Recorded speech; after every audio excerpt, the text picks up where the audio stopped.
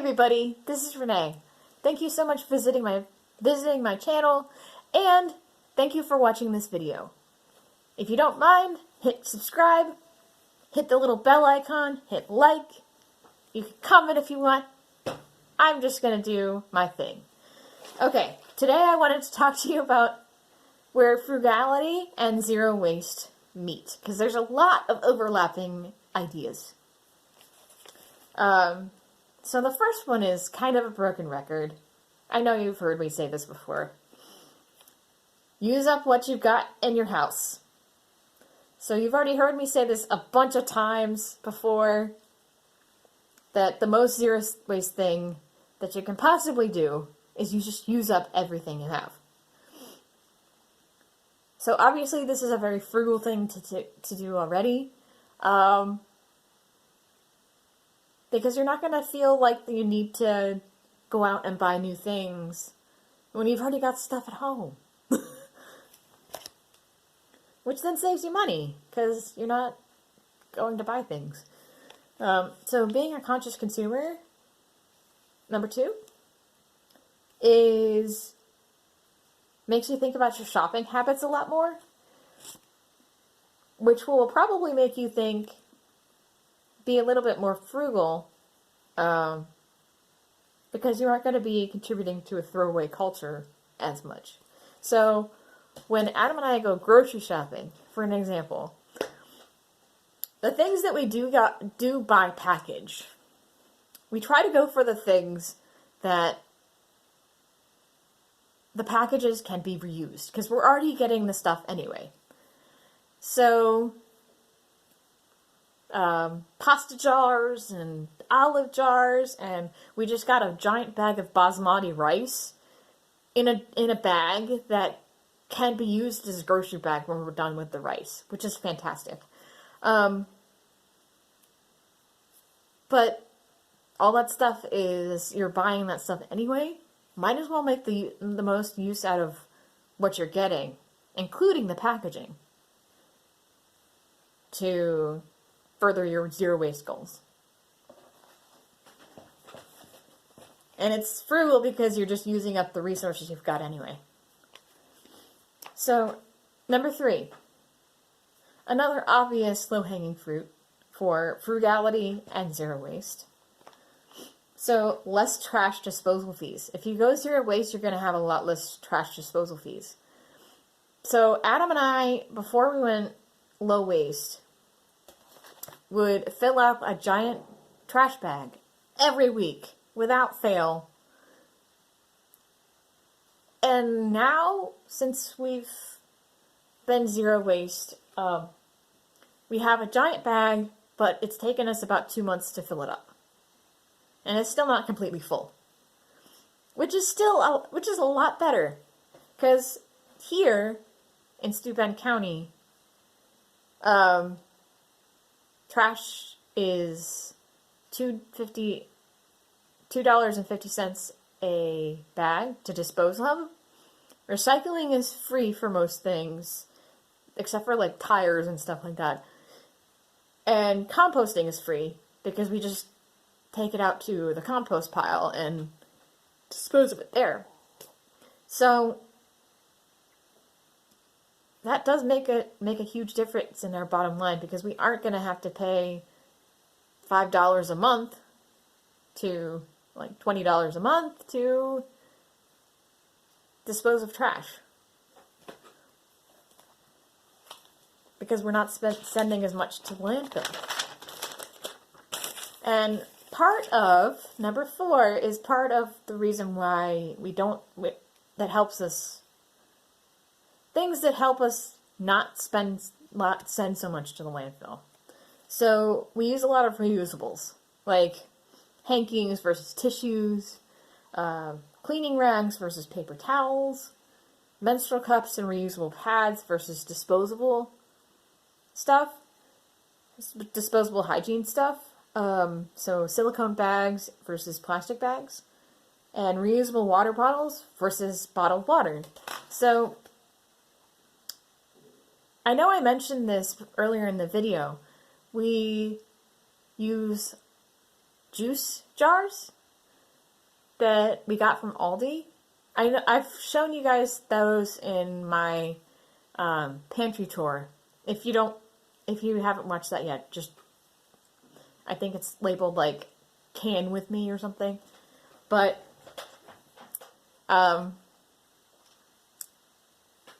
we like those things. We like those juice jars because they are leak proof. And we just upcycled the jars when we were done with the juice. And now we have water bottles. So that makes things easy. Less of an investment. So silicone bags do have some upfront investment. I think it was they're like $20 for a set of 5 on Amazon. But those things will actually save you money in the long run because you're not having to buy and rebuy disposable products. Same with the menstrual cups and reusable pads. Before I bought a menstrual cup, I was going through a lot of pads. I know that's kind of TMI for people that don't want to know, but it was the truth. And now I'm going through them a lot less. Like, one bag has lasted me a year of that sort of thing. Same with cleaning rags. Cuttable t-shirts.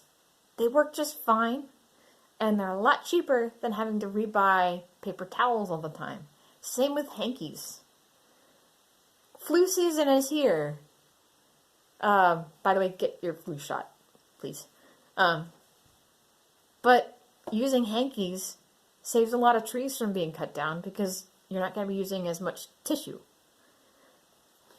So, and when you get a dirty hanky, you can just chuck it in the washing machine and it comes out just fine.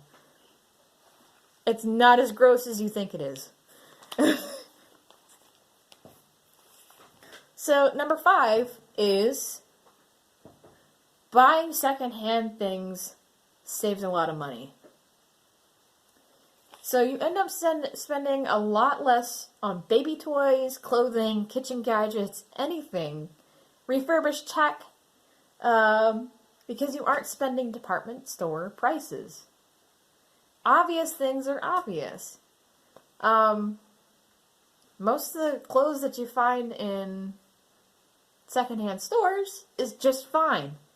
Like, a lot of it is new with tags, so it's way cheaper than anything that you could probably find of similar quality in retail stores.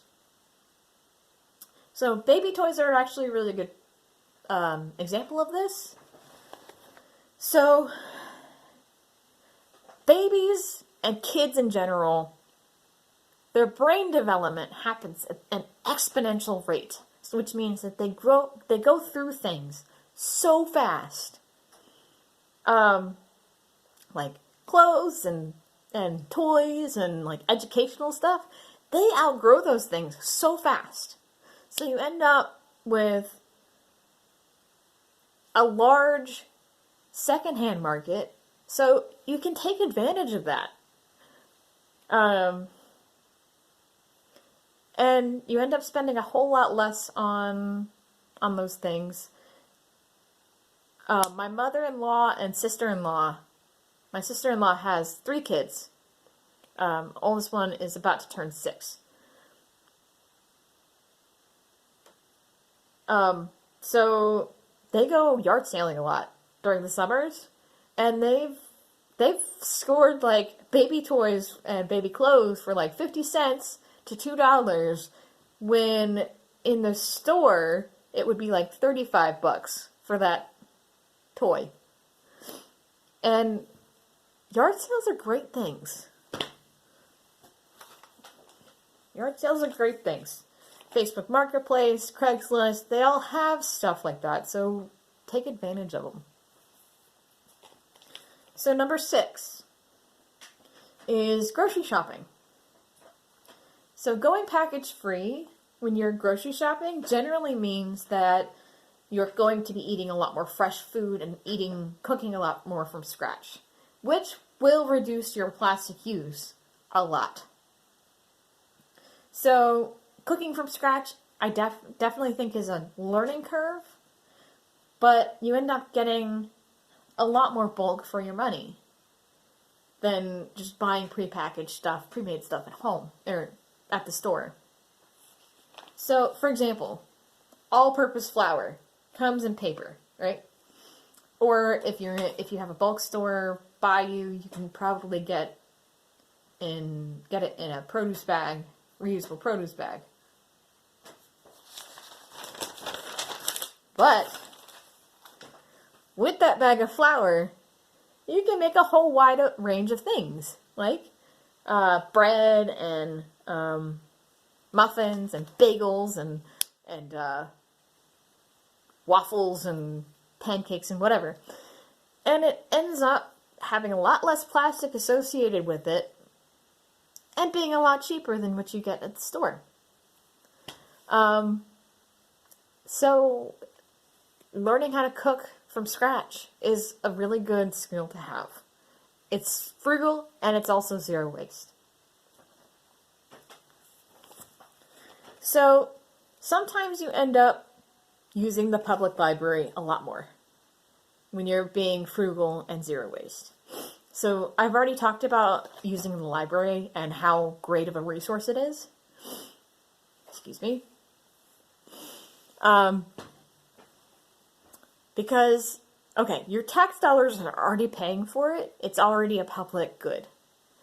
So you can get, so it opens up a lot of doors.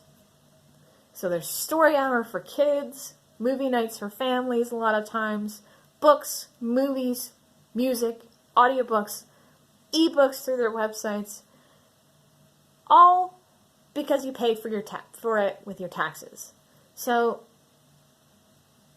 but all they ask is that you bring the stuff back when you're done with it. So I've already talked about how promoting a sharing economy is going to be a net benefit to all of us. But it's also really frugal. Like, if you pay your taxes, libraries will definitely let you borrow books and stuff like that. And you can learn a lot of things from books. So might as well just use the resource. So electricity, number 8. If you're grid tied, using electricity costs you money, right?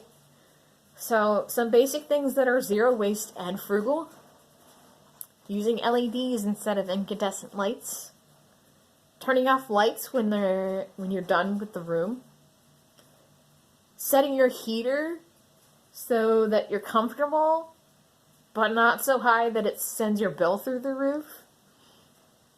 So another thing that you need to be aware of is you need to stop any drafts around windows and doors. So if you're renting and you notice something like this, like there's a lot of drafts around a window or a door, talk to your landlord and see if they can do anything.